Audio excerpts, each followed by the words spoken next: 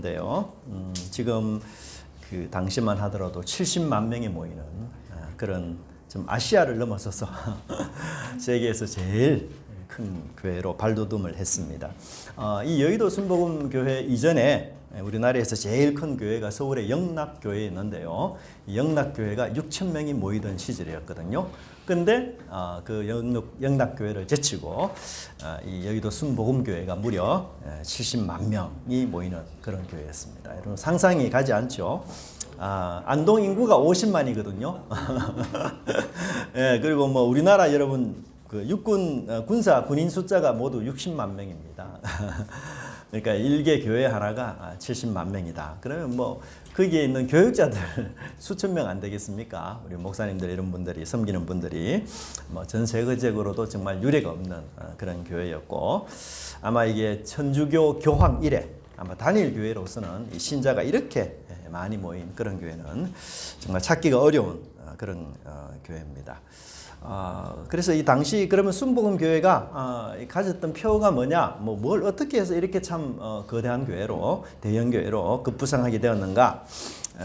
이제 그 조영기 목사님이 하셨던 이 복음 설교 중에서 삼중 축복과 오중 복음이라는 이것이 지금도 뭐 여의도 순복음교회의 아주 기본되는 뼈대가 되는 그런 교리였습니다. 삼중 축복은 이제 요한 1장 2절에 3서 1장 2절에서 나온 것인데요. 여기 이제 영혼이 잘됨 같이 범사가 잘되고 강건하기를 원한다. 이렇게 해서 여기서 세 가지가 나옵니다. 영혼이 잘됨 같이 구원받는 축복, 그 다음에 범사에 잘되고, 그리고 범사가 잘되는 축복이죠. 그리고 강건하기를 강구한다 해서 건강해지는 축복, 이 세 가지를 이 조영기 목사님이 필수 어떤 교리로 생각을 해서 모든 교인들에게 강조하고 기도하고 그렇게 했습니다. 사실 뭐 조영기 목사님이 목회할 당시만 하더라도 굉장히 우리 한국교회 가난한 사람들이 많았잖아요. 그래서 이 천국 복음을 이야기해도 별로 이 사람이 귀담아 듣지 않았습니다. 그래서 이 삶에 지친 사람들, 또 병으로 고생하는 사람들 너무 많아서 이 목사님이 이 성경 구절을 통해서 병도 고치고 또 하나님께서 물질적으로도 부유하게 해주신다, 이렇게 확신하면서 이 삼중 복음, 축복 복음을 전했고, 또 사실 실제로 조영기 목사님이 집회하는 그 집회 가운데서 참 이 기적이 많이 일어났습니다. 병고침도 일어나고 진유도 일어나고 방언도 일어나고, 그렇게 많은 사람들이 그런 기적과 또 하나님의 살아계심을 경험하니까 이 교회가 점점 더 이제 부흥이 되었던 그런 교회였던 것을 보게 됩니다. 이 오중복음이라는 것은 여기에 이제 5가지 그 원리를 넣었는데요. 중생, 성령, 신유, 재림, 축복, 이렇게 5가지를 넣어서 이것을 강조했는데, 사실 이게 이제 원래는 사중복음이라고 해서 성계교회에서 원래 이렇게 하고 있던 복음에 이 여의도 순복음교회 조영기 목사님께서 한 가지를 추가해서 오중복음으로 이렇게 만들었습니다. 그래서 뭐 지금도 이 여의도 순복음교회의 아주 핵심적인 교리로 이야기를 하고 있고, 참 이 대한민국의 이런 우리 많은 교회들이 사실 여의도 순복음교회 목사님의 어떤 영향, 이런 것들을 굉장히 사실 많이 받았죠. 그래서 우리 대한민국에는 두 종류의 교회가 존재한다고 합니다. 두 종류의 교회, 오직 첫째는 대형 교회가 존재하고, 둘째는 대형 교회를 꿈꾸는 소형 교회가 존재한다. 그러니까 뭐 사실 다 대형 교회 되고 싶어하는 이런 욕심들이 있다는 얘기죠. 제가 7, 8년 전에 중국에 그 지하교회 지도자들을 모아놓고 강의를 한 적이 있었어요. 코로나 전이었습니다. 그래서 강의 끝나고 약간의 여유가 있어서 이제 그 중국 지하교회를 방문하게 되었는데, 그때 마침 주일이어서 이 지하교회에서 함께 예배를 드릴 수 있는 그런 기회가 있었어요. 여러분들 뭐 지하교회 이렇게 말 들으니까 어떤 분은 암암리에 모여서 막 어두운 동굴 지하에서 막 구석진 곳에서 이렇게 예배 드리는 건 아닌가, 뭐 이렇게 생각하시는데, 그게 아니고요. 이 지하교회라는 말은 중국의 공산당에 미등록된 교회를 지하교회라고 이야기합니다. 중국 교회는 두 가지로 나누어지는데요. 이게 공산당, 그 정부에 등록된 교회가 있고, 정부에 등록되지 않는 교회가 있습니다. 이제 정부에 등록된 이 교회들은 그 뭐 이렇게 교회가 광고도 하고 여러 가지 많은 홍보도 할 수 있고요. 그런데 급료를 다 받아야 됩니다.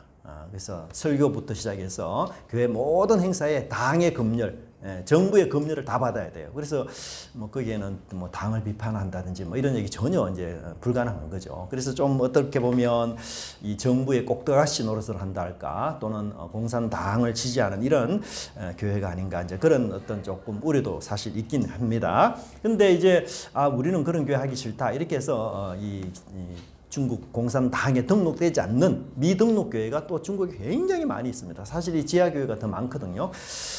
근데 이제 저도 그 지하 교회가 어떻게 연결이 되어서 선교사님하고 같이 방문해서 예배를 드렸는데, 아파트가 한 25평 되는 아파트에 가구가 일절 없어요. 그리고는 의자만 다 빽빽하게 다 놨더라고요. 그러니까 모든 방마다 작은 의자로 그냥 가득 채웠는데, 어느 정도였는가 하면 어깨와 어깨가 닿을 정도로 이렇게 작은 의자들을 만들었는데요. 이제 예배 시간 되니까 그 25평 되는 아파트 안에 뭐 사람들이 꽉 다 차는 거예요. 얼마나 많은 사람들이 오시는지. 그렇게 해서 막 뜨겁게 예배를 드리고, 그분들 한번 예배 드리면 1시간 반, 2시간입니다. 예배 시간이. 물론 뭐 저희들하고 어떤 삶의 그런 어떤 질이라든지 이 환경, 여유 이런 것들이 좀 차이는 있긴 하겠죠. 그럼에도 불구하고 예배드리는 일에 참 그 열심히 있고 열심으로 예배를 드렸어요. 근데 이제 예배를 드리는 중에 제가 좀 특이한 점이 그 교회에서 발견했는데, 그게 뭔가 하면 이게 예배 중에 항상 한두 분이 간증하러 나와요. 그래서 이제 설교자가 설교를 끝내면 한두 분이 나오셔서 자기 일주일 동안에 있었던 삶이라든지 아니면 자기 삶 속에 하나님이 역사하셨던 것들 이렇게 나누면서 간증을 이렇게 하거든요. 근데 제가 이제 그 잘 모르지만 우리 선교사님 옆에서 잠시 통역하는 얘기를 들어보니, 이분이 예수님 믿기 전에 아주 지병이 있어서 굉장히 좀 힘들었는데 예배 나오고 기도하고 참 이렇게 하나님을 간절히 찾는 그런 상황에서 마침내 병이 고침받았다 이러면서 하나님께 간증하고 또 하나님께 영광을 돌리는 그런 시간이 제가 보게 되었습니다. 참 좋은 방향이죠. 예수님께서 우리 교회를 세우신 목적이 무엇입니까? 병을 고치고 사람을 살리고 또 회복시키고, 또 우리가 사실 이 땅에 살아가면서 필수적인 이 경제적인 문제 이런 것들도 하나님께서 해결해 주시고 참 감사한 일 아닙니까? 그래서 저희들이 금요일 기도회 때마다 우리 교회에서도 하나님 정말 우리 교회 연약한 분들 회복되고 치유가 일어나고 하나님의 은혜의 역사, 그리고 우리가 경건의 그 능력이 힘있게 역사하는 성령이 역사하는 그런 교회가 되기를 저희들이 항상 그렇게 기도하고 있습니다. 제가 뭐 이런 얘기하는 것은 대형교회를 비판하거나 뭐 이런 것들이라기보다는 이제 그들 교회가 잃어버렸던 것, 또 우리 중국의 그 교회가 굉장히 많이 지하교회가 번성하지만 그 가운데 놓쳐버린 것은 또 없는가, 그런 것들을 오늘 본문하고 연결시켜서 본다면 그들이 잃어버린 것이 바로 이 하나님이 원하시는 정의롭고 공의롭게 사는 삶에 대해서는 전혀 문제가 얘기가 없다라는 것이 참 안타까운 것이다라고 볼 수가 있습니다. 그 잃어버린 것이, 놓쳐버린 것이 그냥 사소한 것이라면 문제가 되지 않아요. 근데 그 잃어버리고 놓쳐버린 것이 굉장히 소중한 것이고 아주 핵심적인 것이고, 이 복음에 있어서 절대 빠뜨려서는 안 되는 그런 알짜와 같은 것인데도 불구하고 사실 우리 많은 교회들이 이런 것들을 놓치고 그렇게 살아갈 때가 참 많습니다. 오늘 본문에도 하나님이 아브라함을 선택한 목적, 또 아브라함의 후손들이 강대국이 되는 목적, 그 모든 목적 뒤에는 바로 이 하나님의 바른 뜻이 선포되고 이루어져서 하나님의 공의와 정의가 실현되는 그런 밝은 공동체, 밝은 사회, 이런 것들을 사실 하나님이 원하셨는데, 사실 우리 그동안 한국교회에서는 이런 내용들을 사실 크게 강조하지 않았던 것이 사실입니다. 삶의 문제만 이렇게 좀 다루고, 또 우리 개인적인 지병이라든지 어려움만 이렇게 다루고, 우리가 이 빛의 역할을 해야 될 것, 소금의 역할을 감당해야 될 부분에 대해서는 자연히 좀 약한 그런 메시지가 많았던 것을 보게 됩니다. 우리 90년대, 2000년대까지 한국교회가 진짜 잘 나갔죠. 그래서 교회를 세우면 정말 많은 사람들이 모였어요. 근데 이제 2000년 이후로 이 한국교회의 성장 동력이 확 떨어졌습니다. 지금 뭐 제자리 성장 그렇게 하고 있다가 뭐 코로나 일어난 이후부터는요, 이 성장 동력이 더 떨어졌습니다. 그래서 훨씬 지금 마이너스 성장을 하고 있고요. 뭐 전체적으로 인구도 이렇게 감소되고 있는 추세이기 때문에 교회가 전체적으로 이제 약세에 접어들었어요. 이제 이 140, 50년 맞이하는 우리 교회가 지금 벌써 장년기에 이르렀고, 좀 있으면 이제 노년기에 이를 만큼 이 교회가 점점 이제 생명력이랄까요? 이런 어떤 힘을 점점 잃어버리는 이런 상황입니다. 그래서 우리가 우리 교회가 한국 교회가 다시 한번 이 불을 더 부흥하기 위해서는 이 장년기 상태를 계속해서 많이 버텨줘야 돼요. 이 장년기를 잘 못 버티고 바로 노쇠기로 접어들게 되면 우리가 지금 유럽 국가들하고 똑같은 전철을 밟지 않을 수가 없습니다. 지금 유럽 국가들은요, 뭐 굉장히 좋은 곳에 교회를 이렇게 세우고 교회 건물이 뭐 수백 년 되는 건물들 아닙니까? 근데 그 건물 유지할 비용이 없어요. 그래서 그 건물 다 팔리고요. 또 그 건물이 나이트클럽이라든지 이런 유흥시설로 다 개조가 되고요.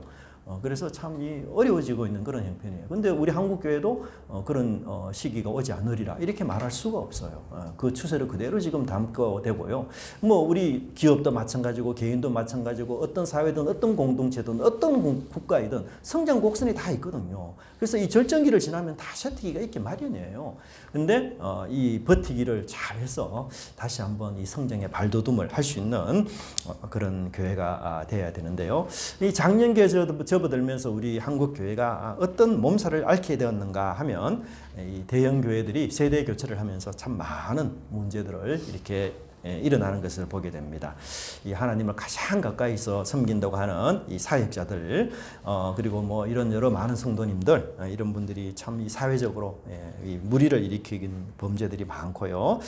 특별히 이 사이비 목회자들 그리고 교회들이 정말 우죽순처럼 생겨서 이단들이 정말 기승을 부리고 활개치는 이런 그런 상황이 되어버렸습니다. 여러분, 이단들에 빠지는 분들이 대부분 기존 신자들이에요. 이단들은 이 초신자를 전도해서 잘 이게 교회를 성장하지 않습니다. 대부분은 기존 신자들을 다 빼가요. 그래서 그들을 통해서 이제 이단 교회들을 세우는데요. 이런 사이비 교회, 이단 교회들이 우리 주변에 많이 있고 뿐만 아니라 그 교회들이 점점 더 커간다라는 사실은 결국 우리 기존 교회가 건강하지 못하다라는 증거 아니겠습니까? 그래서 이 사이비 교회에서 가르치는 말씀이나 우리 기존 교회에서 가르치는 말씀이나 뭐 별다를 게 없다. 뭐 들어보니 이 말이 이 말 같고 저 말이 저 말 같고 다 똑같은 말이네. 이렇게 생각하니까 그런 분별력이 없으니까 이단 교회 가서도 거기서도 아멘하고 거기서 할렐루야 이렇게 하는 건 아니겠어요? 그래서 사실 이 이단 교회에서는 뭐 인간이 가장 필요로 하는 그 기본적인 욕구들이 있지 않습니까? 치유, 부자 되는 거, 성공하는 거, 출세하는 거 그런 거 굉장히 많이 사실 강조하죠. 그러나 뭐 하나님의 공의, 하나님의 정의 사실 이거 거의 언급하지 않고요. 이런 말하면 사실 사람들이 부담스러워하죠. 근데 우리 한국 교회가 지금 이런 혼란하고 어지러운 이 상황은 우리 한국 교회가 과거에 뿌린 그 씨앗대로 지금 열매를 거두고 있다. 이렇게 말할 수가 있어요. 성공, 출세, 병고침 이런 것들을 너무 많이 구하다 보니 그런 것들은 나름 채워져서 경제적으로 우리가 안정되고 이렇게 윤택하게 살 수는 있었지만 정의와 공의를 구하지 않는 그런 상황 때문에 굉장히 썬 열매를 우리가 지금 먹게 되고 있는 것입니다. 그래서 혼란한 열매, 도덕의 이 타락의 열매, 세상으로부터 존경받지 못하는 그런 비난의 열매, 이런 열매들을 지금 우리 교회가 거두고 있는 그런 상황인 것이죠. 사실 우리 세상은 자연히 우리 교회를 현미경 들여다보도 봐요. 그래서 교회에서는 자그마한 일들도 이 세상의 눈에 보기에는 우리를 현미경으로 들여다보기 때문에 아주 크게 뭐 포장해서 광고하고 이러기 때문에 사실 교회가 뭐 이렇게 한두 번 실수하는 것조차도 이 세상에서는 막 정죄하기 좋아하고 사실 손가락질하기 참 좋아하는 이런 상황에 우리가 놓여 있습니다. 그래서 저는 가끔 이번에 우리 뭐 이제 야구 좋아하시는 분은 이제 벌써 프로야구 이제 막바지에 이르렀잖아요. 그래서 그 야구를 여러분 보시면 적진에 가서 야구하면요.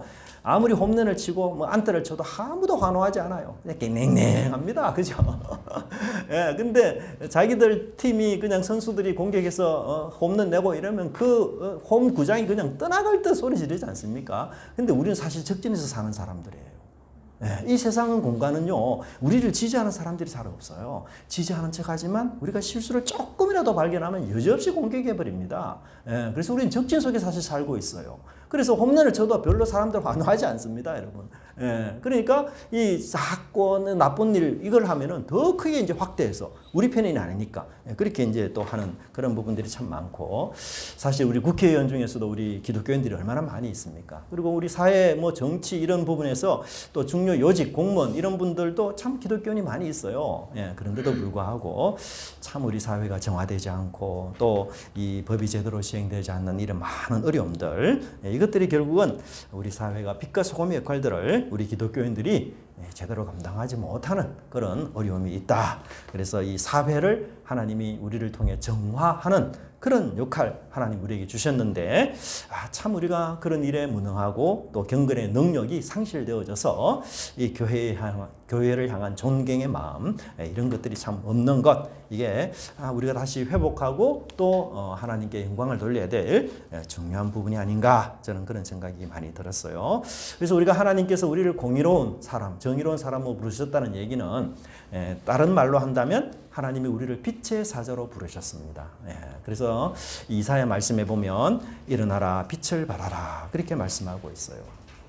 하나님께서 우리를 향해서 공의와 정의의 사명을 감당하라. 그 말은 하나님이 우리에게 너희들은 빛의 사명자다. 빛의 사자다. 그렇게 하나님이 우리를 부르셨다는 거예요. 여러분 우리가 이 사는 세상에 빛이 얼마나 중요한지 아시죠? 빛이 없으면요 정말 사물을 분별하기가 너무너무 어렵습니다. 저기 멀리서 오는 분이 그냥 남편인지 아니면 우리 가족인지 전혀 분간이 안 돼요. 그냥 원수인지 친구인지 알 수 없고요. 적인지 동료인지 전혀 알 수가 없습니다. 여러분 그래서 우리가 시각장애인으로서 이 땅을 살아간다는 것 정말 엄청난 고통이고요. 남의 도움 없이는 참 이게 활동이 너무 불편하지 않습니까? 제가 아는 목사님 중에 한 분이 이제 시각장애 2급이 되신 목사님이 계셔요. 그분은 뭐 안경을 껴도 이렇게 뭐 사물이 그냥 앞에 어스렁하게 보이고요. 설교를 할 때에도 활자 인쇄를 굉장히 크게 우리 초등학교 1학년 아이들 보면 국어책 있지 않습니까? 그 정도의 활자를 크게 이렇게 출력을 해서 원고를 그렇게 보고 하시고요. 그래서 이분이 이제 시력이 그나마 약간 좋을 때 이 시각장애인들에게 용기를 주기 위해서 이 자전거를 타고 일주를 한 적이 있었어요. 근데 물론 이제 옆에서 도와주는 사람도 있죠. 근데 여러분 시각장애인이 여러분 자전거를 탄다. 이거 사실 쉽지 않는 일이잖아요. 가다가도 걸려 넘어지고 뭐 이렇게 상처나고 그런 일 굉장히 많았어요. 여러분. 그래서 여러분 이게 이 캄캄한 곳에 뭐 움직인다. 정말 우리가 조심스럽고 용기 나지 않는 그런 것입니다. 뭐 어떤 분은 어두운 시골길에서 운전을 하다가 차가 도랑에 빠지는 뭐 그런 일도 있지 않습니까? 그러니까 우리가 이 어둠에 쌓여 있다는 것, 보지 못한다는 것, 이거는 불편을 넘어서서 우리 생명까지 위협을 받을 수 있는 아주 치명적인 것이라는 것을 이야기해요. 근데 하나님께서 우리에게 눈을 열어주시고 빛을 주셨다는 것은 우리가 이 세상을 볼 수 있는 영안이 하나님 열어주셨다. 그걸 성경은 우리에게 말해주고 있어요. 여러분 이 세상에 우리가 보이는 게 전부가 아닙니다. 이 세상에는 많은 것을 감춰놓고 그렇게 가요. 그래서 이 영안이 열리지 않는 사람은 이 세상에 있는 걸 다 보지를 못해요.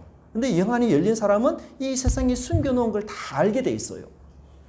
예를 들면 하나님께서 그 세상의 역사를 역사하시는데 이게 세상은 보이지 않잖아요. 근데 우리는 하나님의 말씀을 보면서 하나님이 이렇게 세상 속에서 역사하셨구나. 그걸 우리가 알게 되는 거죠. 뿐만 아니라 사단의 존재, 악령의 존재들, 이런 것, 죄의 악행들, 이런 것들까지도 하나님 우리를 하여금 다 알 수 있도록 우리 영적인 시각을 하나님이 열어주셨어요. 근데 이게 사실 하나님의 눈이거든요. 근데 하나님의 눈을 사실 우리 성도들에게 하나님이 우리에게 주셔서 그 영안을 우리에게 밝게 만들어 주셔서 그래서 우리가 이 땅을 살아갈 때 우리 눈이 열리니까 이건 부정한 것이구나. 이건 정결한 것이구나. 이거는 생명에 속한 것이구나. 이건 죽음에 속한 것이구나. 그리고 이것은 거룩한 것이구나. 이건 추한 것이구나. 이것을 다 구분할 수 있는 그런 영적인 눈들을 하나님 우리에게 주셨어요. 그래서 그 영적인 눈을 통해서 우리가 이 땅을 살아갈 때 의로운 것들을 선택하고 공의를 선택하고 그렇게 살 때 세상이 그만큼 아름다워지고 세상이 그만큼 밝아지는 거예요. 그래서 마치 우리가 더러운 곳 청소하지 않습니까? 그것처럼 이 더러움과 어둠과 죄의 욕심이 지배하는 이 세상에서 착함과 의로움과 진실함을 우리가 선택하고 그걸 볼 수 있는 눈을 하나님 우리에게 주셨으니 그것을 선택해서 이 세상의 더 밝아지도록 그렇게 만들어가는 것, 그렇게 해서 재창조하는 작업, 이것이 하나님이 우리에게 주신 귀한 소명인 것입니다. 여러분 그렇게 살기로 다짐하고 그 하나님의 목표를 따라 살기로 헌신하는 사람에게는 정말 하나님이 복된 인생을 만들어 주실 것을 확신합니다. 하나님 그런 인생 하나님이 책임져요. 하나님의 마음에 합한 사람은 항상 하나님이 그 인생을 끝까지 밀어주시고 인도하십니다. 하나님 완벽하십니다. 하나님 실수 없는 분이에요. 그러니 그 완벽하고 실수 없는 하나님의 시각에 눈높이에 우리가 같이 맞추어서 우리가 빛의 자녀로 또 영적인 시각을 잘 활용해서 이 캄캄하고 어두운 세상에 밝게 빛나는 그런 믿음의 형제들 우리 되기를 간절히 바랍니다. 두 번째는 우리가 중보기도하는 사람으로 하나님이 부르셨는데요. 오늘 본문에 아브라함이 중보기도로 이렇게 나갑니다. 이 본문에서는 두 그룹이 대조가 되어 아브라함의 후손들은 번성할 것입니다. 그러나 소돔과 고모라는 하나님의 심판으로 멸망을 받습니다. 한쪽은 번성해지는데요. 다른 한쪽은 번성했지만 심판을 받아 망해버립니다. 아브라함의 후손들은 하나님 선택하셔서 의와 공도를 위해서 부름받았습니다. 근데 소돔과 고모라는 이 의와 공도를 버리고 악을 쌓았기 때문에 심판을 마침 받게 됩니다. 그러니까 이 소돔과 고모라의 심판 사건은 결국 뭐예요? 아브라함과 그의 후손들도 의와 공도를 버리면 너희들도 소돔과 고모라와 같은 심판을 받게 될 가능성이 있다라는 경고의 말씀인 것이에요. 실제로 여러분 이스라엘이 의롭게 사는 일에 실패했습니까? 성공했습니까? 결국은 실패했잖아요. 그래서 하나님이 그들을 보고 뭐라고 부르는지 아세요? 너희들이 보기는 보아도 알지 못하고 듣기는 들어도 깨닫지 못한다. 그 말이 뭔가 하면 소경이요 맹인이라는 거예요. 맹인이요 기먹이라는 거예요. 그러니까 여러분 맹인과 기먹이는 누구를 이야기하는가? 우상을 이야기해요. 우상은 눈이 있지만 보지 못하고 귀가 있지만 듣지 못하는 거예요. 그러니까 이스라엘이 우상을 닮아서 눈도 감겨고 귀도 감겨서 빛의 역할을 전혀 할 수가 없는 거예요. 볼 줄 알아야지 빛의 역할을 하죠. 근데 그러지 못했거든요. 그러니까 결국 이 이방의 빛으로 살아가야 되는 이스라엘이 그 역할을 감당하지 못하자 마침내 하나님께서 이스라엘을 정말 가슴 아프지만 멸망시킨 것 우리가 보게 되는 것입니다. 이 소돔과 고모라의 멸망 사건에서 아브라함이 정말 지대한 관심을 갖고 하나님께 끈질기게 기도하는데요. 사실 뭐 하나님께 몇 번 기도합니까? 6번이나 타협하면서 기도해요. 제일 처음에 우리 50명, 45명, 40명, 30명, 20명, 10명. 정말 너무 끈질기고 너무 지속적으로 기도하지 않습니까? 이렇게 지속적으로 끈질기게 왜 아브라함이 기도할까요? 그 이유가 뭘까요? 아브라함의 관심은 바로 의인이에요. 의인. 하나님, 의인하고 악인하고 함께 멸망하면 안 되지 않습니까? 근데 아브라함의 마음속에 그럼 생각했던 의인은 누구일까요? 소돔성에 사는 롯이었어요. 롯은 당시 악인들이 사는 그 소돔에 살고 있었거든요. 그러니까 소돔이 망한다면 누구도 함께 죽게 됩니까? 롯도 함께 심판을 받게 되거든요. 여러분 아브라함에게 유일한 혈육이 누구죠? 롯이에요. 그리고 롯은 적어도 하나님을 아는 사람이었어요. 믿는 사람이었어요. 그러니 하나님께서 소돔성을 멸망시킨다 하니까 이 아브라함 마음에 불이 탄 거죠. 그 롯이 그곳에 사는데 이 롯과 함께 소돔이 망하고 롯도 그렇게 죽으면 어떻게 되느냐? 이건 정말 있을 수 없는 일이다. 그래서 여러분 이 아브라함의 마음이 까맣게 타들어갔습니다. 어떻게 하든지 간에 이 롯의 멸망만큼은 막아야 되겠다. 이런 불타는 마음 때문에 아브라함이 하나님께 중보 기도를 하고 있는 것을 우리가 보게 되는데요. 이 중보 기도자의 굉장히 중요한 자세가 뭔가 하면 이 가슴이 타들어가는 그 불타는 마음이 우리 속에 있어야 돼요. 그냥 무덤덤한 마음에서 하나님께 기도하는 게 아닙니다. 하나님께 적당히 타협해보고 안 되면 그냥 두지. 그게 아니고요. 자기 목숨을 걸면서 중보 기도를 해요. 여러분 모세가 자기 생명을 걸고 하나님 앞에서 중보 기도했던 사람이었습니다. 성경의 말씀에 보면 모세가 주님 주께서 기록하신 책에서 내 이름을 지워버려 주시옵소서. 이게 이제 생명책이거든요. 그러니까 생명책에서 내 이름을 빼어 주십시오. 그만큼 목숨을 내어놓고 기도했어요. 이 상황이 어떤 상황입니까? 이스라엘 민족이 하나님께 끔찍한 죄를 지은 상황 아니에요. 하나님께서는 정말 시내산에서 이스라엘과 언약을 맺고 이스라엘을 이제 신혼을 어떻게 보낼까? 막 행복에 젖어서 그런 신혼에 들뜬 꿈을 꾸고 있는데 산 아래에서 이스라엘이 뭘 했습니까? 옛날 여인 황소 송아지를 만들어다가 거기 절하고 섬기고 이것이 우리를 애굽에서 인도해낸 신이다. 이렇게 극찬하면서 하나님을 밀어내고 예배를 드렸어요. 참 남편 대신 하나님은 신혼을 꿈꾸고 있는데 아내 된 이스라엘은 옛 애인과 만나 애굽에 살았던 옛 애인과 만나 바람이 났어요. 남편은 아내 될 사람을 생각하면서 정말 행복에 젖어 있는데 지금 아내 될 사람은 나이트클럽에 가서 여러 명 남자와 지금 쾌락을 막 즐기고 있어요.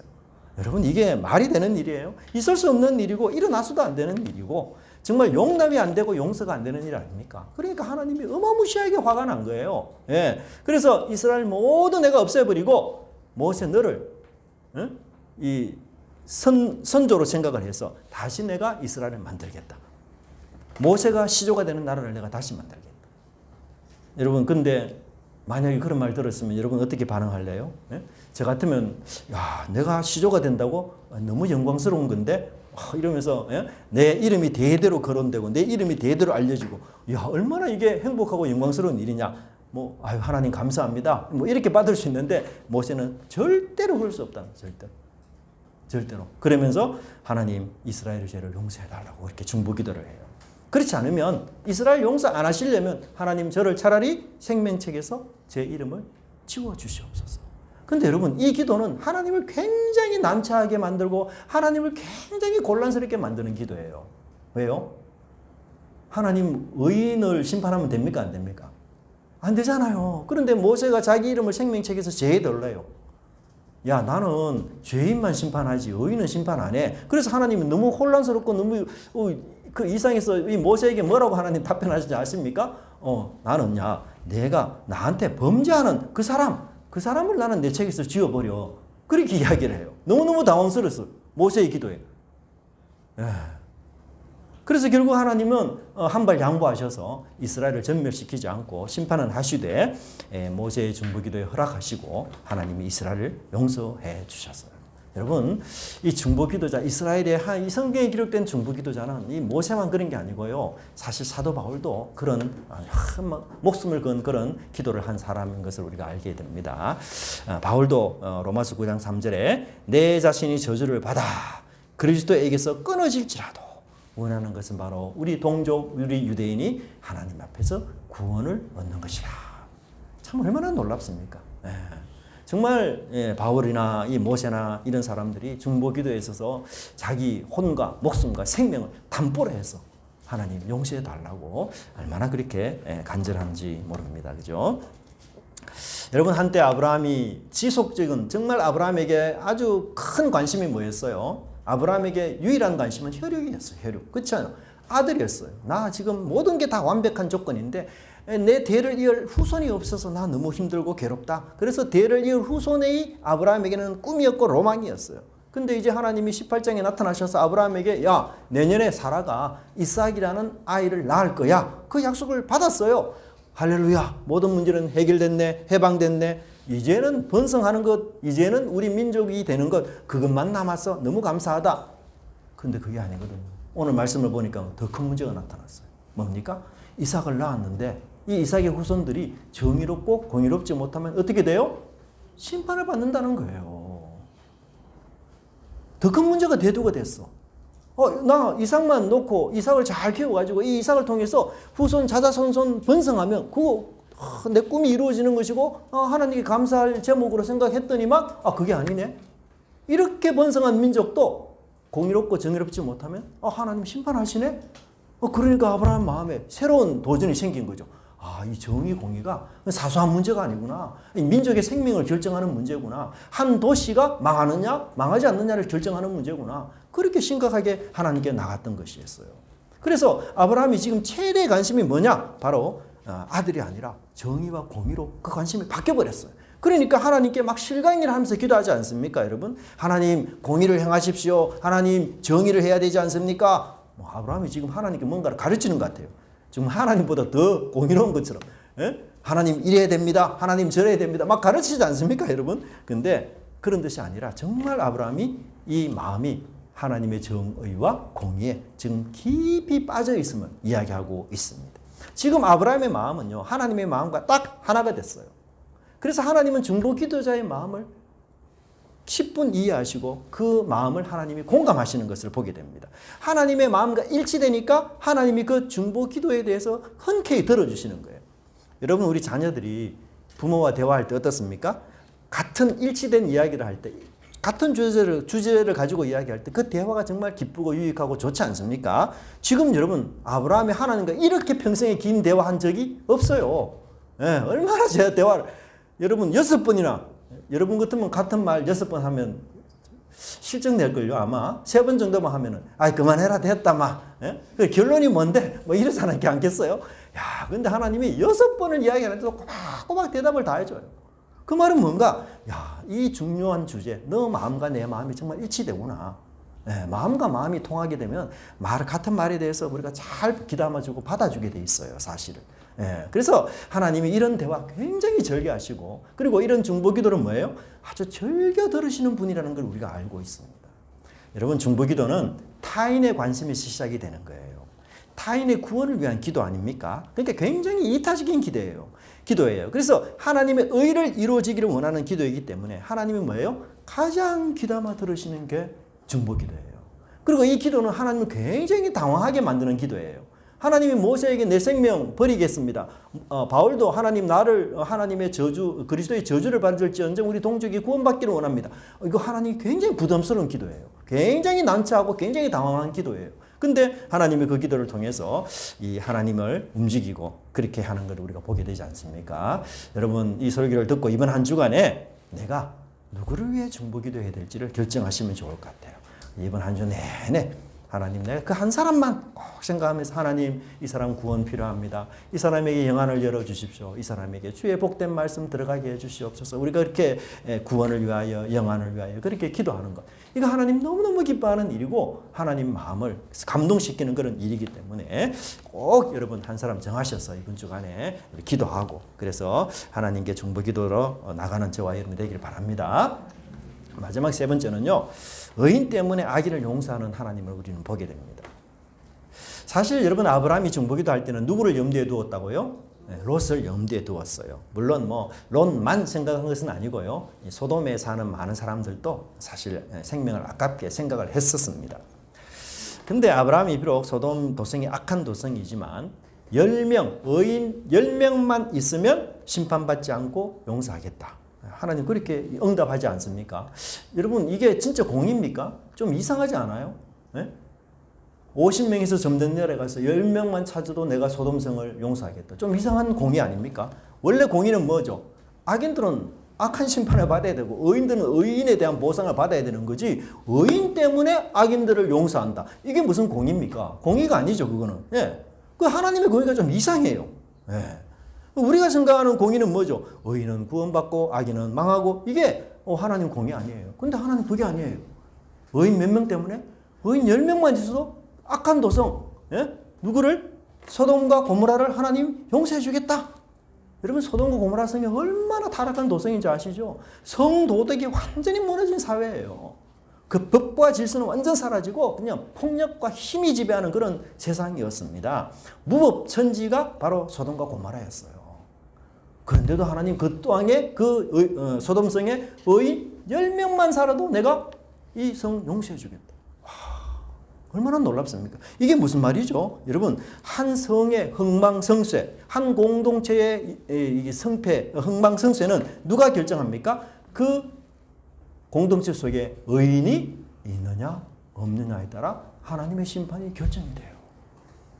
정말 놀랍습니다. 여러분, 소돔성이, 고모라 성이 하나님께 심판받지 않는 이유가 그동안 그 땅에 잘 사는 사람이 있고 출세하고 성공하고 경제적 부흥이 있었어가 아니라, 우리 힘 있고 군사력이 많았어가 아니라, 하나님 입장에서 의인 10명이 있기 때문에 내가 그 성을 용서해 주겠다. 그리고 의인 10명이 없기 때문에 너희들은 그 성에서 심판받아야 된다. 그렇게 말씀하고 있는 거예요. 의인이 있느냐 없느냐, 이게 심판과 멸망의 아주 중요한 기준이라는 것입니다.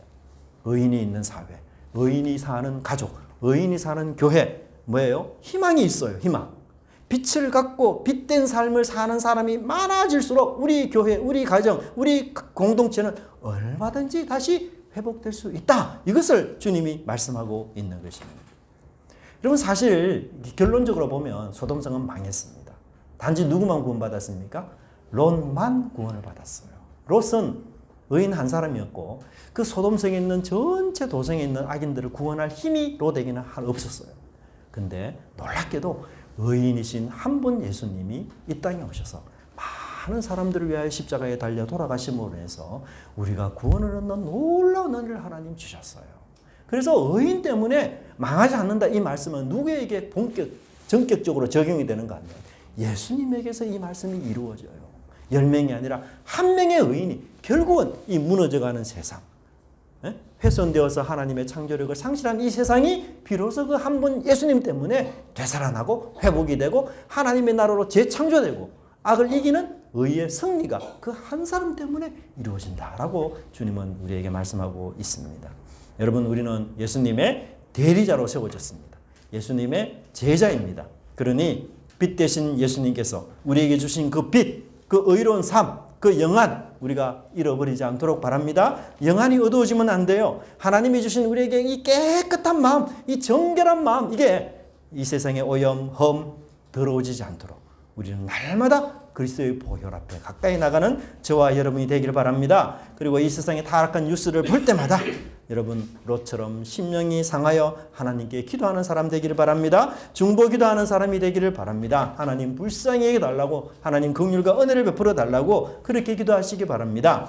우리의 빛된 삶과 기도, 그리고 소금과 같은 우리의 삶과 기도가 이 썩어지고 이 부패하는 세상을 정화롭게 하며 정화하게 하며 하나님의 심판이 아닌 하나님의 용서가 임하는 곳으로 만들어가는 그런 저와 여러분의 사명을 다하는 우리 성도님 되시기를 간절히 바랍니다.